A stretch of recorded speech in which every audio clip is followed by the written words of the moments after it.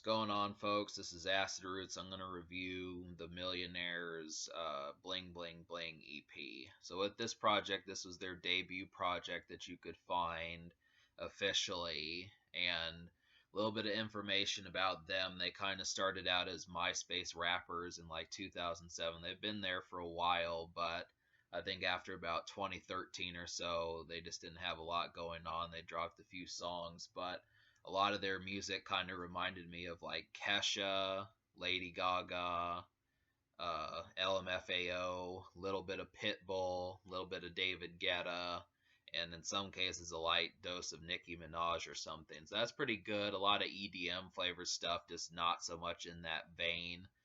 And the thing about that is I wanted to see what would make this project tick, and a lot of their songs, I mean, it's for a female audience, the way that it was, it seemed like some of these songs were obviously with an outgoing up tempo type feel to it, but then at the same time, I think the complaints that I probably would have heard off of this project was just a lack of lyrical subject matter, and then just the lyrics in general may not have been that hot. But I didn't care. I mean, it's the same thing when I reviewed Broken Side. I didn't really care too much about it not being like, you know, lyrical, uh, smorgasbord, something like that. So I just kind of was looking for something just to kind of get you through the summer, just have fun to go out, do whatever. And, in that regard, the album comes through. So really, they released music videos. I don't know how much this project actually sold, but I remember seeing somewhere that it was like 300, 500 copies first week that one of these projects sold. So that tells you, I think the album sold more than the EPs did, but I'm thinking that it probably 10, 11 years later, some of these have only sold maybe like 12,000 copies, maybe 20,000, something like that. Which, for millionaires, these people, since their name is Millionaires, that's obviously uh, that's kind of the subject here is, how rich do you think this would be? But obviously, I don't care. I mean, for what it is, it's good Friday night music. It's good outgoing music. It's good car music. It's good club music. And it's good drinking music. So there's a lot of stuff. It's not so much focused on like the smoking stuff. They do talk about cigarettes, but it's just more about basically get paid, get laid, and uh, drunk. So yeah, that's the topic. So I guess I'll talk about that. So the best song on this project, in my opinion, is Alcohol. That's the catchiest one, has the best hook. You got to understand that the way that they do their verses is kind of the the how the inflection of how they say it. It's kind of da da da da da da da da da da da da da da. And obviously it's not, I don't have a problem with the lyrics just as much as the way that the sentences go most of the time. They do that for most of the project, but the lyrics are really not that bad. I mean, they take simple words like, just rhyming Sprite or something with that, Sprite with alcohol and that sort of thing. And you know I mean, I don't mean Sprite with alcohol, but I mean Sprite and then rhyming something with that. But I mean, as far as that goes, it's simple, but the lyrics were really not that bad. It was just the inflection of how they did it.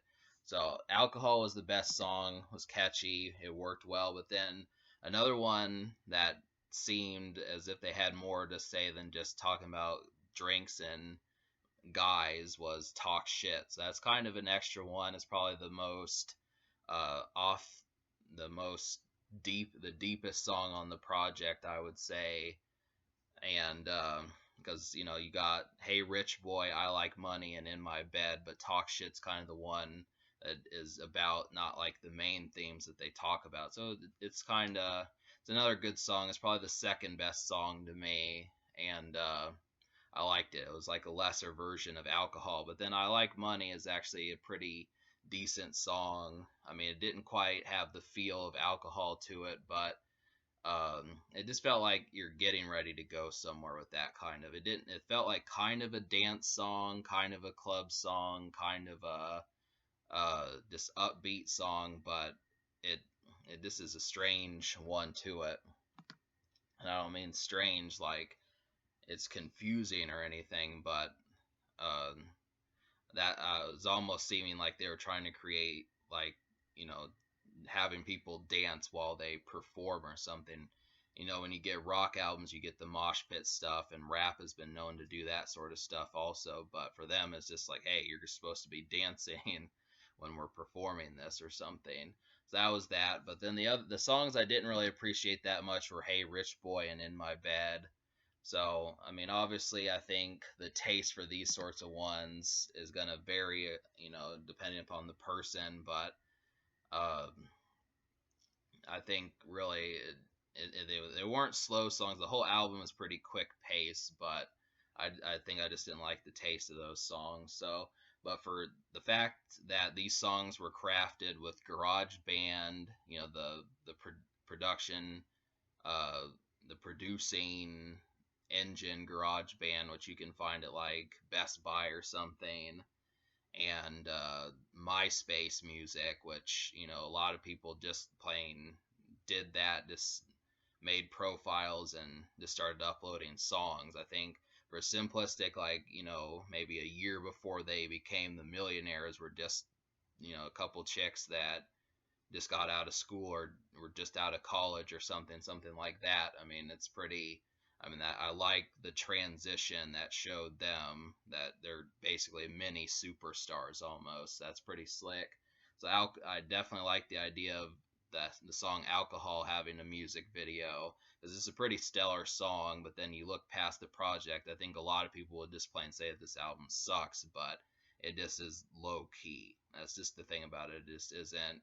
It's not up there with like, you know, Lil Wayne or Two Chains or, you know, some of the low people beneath that, you know, just folks who are not quite as popular, Bun B or some of those cats. But um, yeah, I would say I just liked it. I mean, for an album that sold, you know, 300 copies first week, it's better than that. It's better than saying, well, only 300 people liked it first week. So that's pretty good for that. So I'm gonna give it like a 5.5 out of 10. I really only like two songs, but the fact that I'm giving it an average score, I still feel like these were good, and they can basically almost get things going. I mean, they can't carry the night, and it's not necessarily like, you know, an all day album, but it is, you know, it's a surprise for one thing. It's left field, and it's kind of, you know, it just is, it has that unpredictable type thing to it. It's like, oh, you know, you might be expecting to hear like a Drake song or something, but you may not be expecting to hear the Millionaires. Couple good drinking songs, couple good dance songs, that's what you get. So the social score gets like a 5 out of 10, just because it does, considering its popularity, it did manage to get one music video. So that's kind of how that works.